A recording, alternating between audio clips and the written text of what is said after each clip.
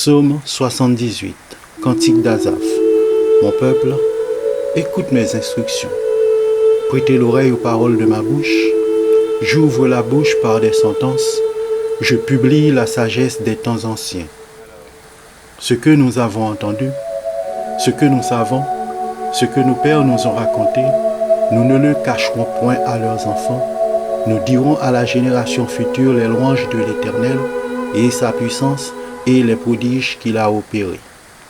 Il a établi un témoignage en Jacob, il a mis une loi en Israël et il a ordonné à nos pères de l'enseigner à leurs enfants pour qu'il fût connu de la génération future des enfants qui naîtraient et que, devenus grands, ils en parlassent à leurs enfants afin qu'ils missent en Dieu leur confiance, qu'ils n'oubliassent pas les œuvres de Dieu et qu'ils observassent ses commandements afin qu'ils ne fussent pas, comme leur père, une race indocile et rebelle, une race dont le cœur n'était pas ferme et dont l'esprit n'était pas fidèle à Dieu. Les fils d'Éphraïm, armés et tirant de l'arc, tournèrent le dos le jour du combat. Ils ne gardèrent point l'alliance de Dieu et ils refusèrent de marcher selon sa loi. Ils mirent en oubli ses œuvres, ses merveilles qu'il leur avait fait voir. Devant leur père, il avait fait des prodiges au pays d'Égypte, dans les campagnes de Tsoran. Il fendit la mer et leur ouvrit un passage, il fit dresser les eaux comme une muraille. Il les conduisit le jour par la nuit et toute la nuit par un feu éclatant. Il fendit des rochers dans le désert et il donna à boire comme des flots abondants. Du rocher, il fit jaillir des sources et couler des eaux comme des fleuves. Mais ils continuèrent à pécher contre lui, à se révolter contre le Très-Haut dans le désert. Ils tentèrent Dieu dans leur cœur en demandant de la nourriture selon leurs désirs. Ils parlèrent contre Dieu et dirent: Dieu pourrait-il dresser une table dans le désert? Voici, il a frappé le rocher et des eaux ont coulé et des torrents se sont répandus. Pourra-t-il aussi donner du pain ou fournir de la viande à son peuple? L'Éternel entendit et il fut irrité. Un feu s'alluma contre Jacob et la colère s'éleva contre Israël, parce qu'ils ne crurent pas en Dieu, parce qu'ils n'eurent pas confiance dans son secours. Il commanda aux nuages d'en haut et il ouvrit les portes des cieux. Il fit pleuvoir sur eux la manne pour nourriture, il leur donna le blé du ciel. Ils mangèrent tous le pain des grands, il leur envoya de la nourriture à satiété.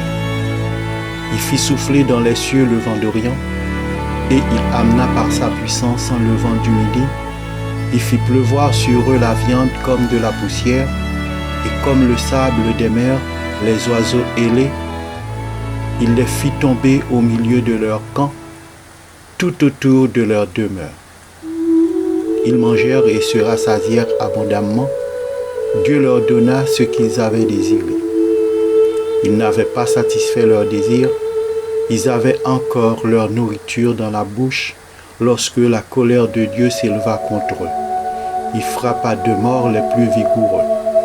Il abattit les jeunes hommes d'Israël. Malgré tout cela, ils continuèrent à pécher.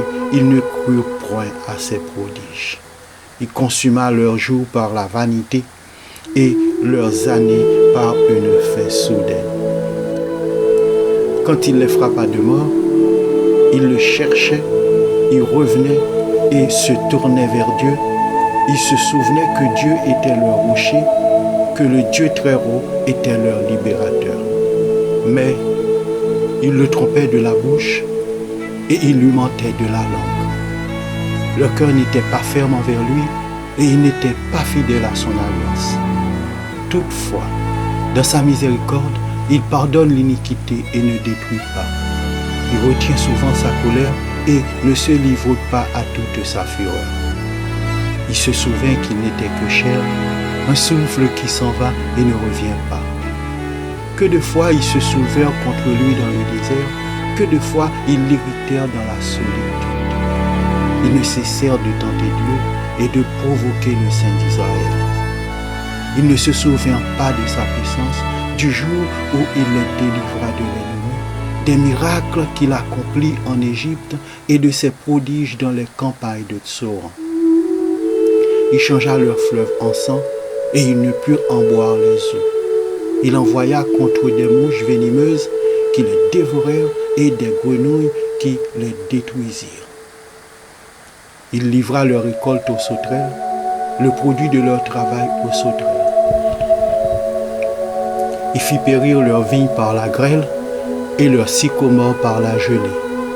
Il abandonna leur bétail à la grêle et leurs troupeaux au feu du ciel. Il lança contre eux son ardente colère, la fureur, la rage et la détresse, une troupe de messagers de malheur. Il donna libre cours à sa colère, il ne sauva pas leur âme de la mort, il livra leur vie à la mortalité. Il frappa tous les premiers-nés en Égypte, les prémices de la force sous les tonnes de chars. Il fit partir son peuple comme des brebis, il les conduisit comme un troupeau dans le désert. Il les dirigea sûrement pour qu'ils fussent sans crainte et la mer couvrit leurs ennemis. Il les amena vers sa frontière sainte, vers cette montagne que sa droite a acquise. Il chassa devant eux les nations, leur distribua le pays en héritage et fit habiter dans leurs tentes les tribus d'Israël. Mais ils tentèrent le Dieu très haut et se révoltèrent contre lui, et ils n'observèrent point ses ordonnances. Ils s'éloignèrent et furent infidèles comme leur père, ils tournèrent comme un arc trompeur. Ils l'irritèrent par leurs hauts lieux et ils excitèrent sa jalousie par leurs idoles. Dieu entendit et il fut irrité. Il repoussa fortement Israël. Il abandonna la demeure de Silo, la tente où il habitait parmi les hommes. Il livra sa gloire à la captivité et sa majesté entre les mains de l'ennemi. Il mit son peuple à la merci du glaive et il s'indigna contre son héritage. Le feu dévora ses jeunes hommes et ses vierges ne furent pas célébrées. Ses sacrificateurs tombèrent par l'épée et ses veuves ne pleurèrent pas. Le Seigneur s'éveilla comme celui qui a dormi, comme un héros qu'a subjugué le vin. Il frappa ses adversaires en fuite et les couvrit de l'opprobre éternel.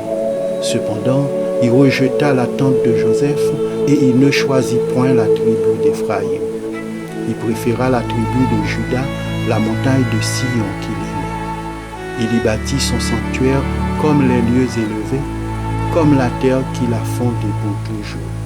Il choisit David, son serviteur, et il le tira des bergeries. Il le prit derrière les brebis qui allaitent pour lui faire paître Jacob, son peuple, et Israël, son héritage. Et David les dirigea avec un cœur intègre et les conduisit avec des mains intelligentes.